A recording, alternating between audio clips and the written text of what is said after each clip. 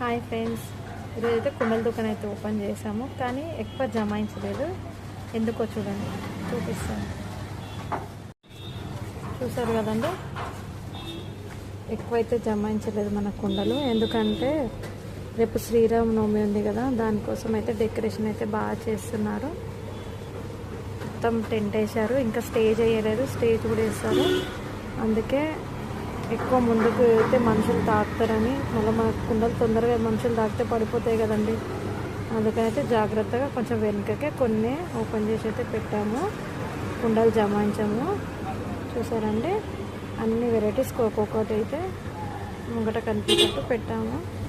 ఓకేనా ఫ్రెండ్స్, ముందుగా మీకైతే శ్రీరామనవమి శుభాకాంక్షలు. నా న్యాచురల్ మట్టి తాతలండి. Please subscribe home to recipes. నేను మీ ఉమా. Bye.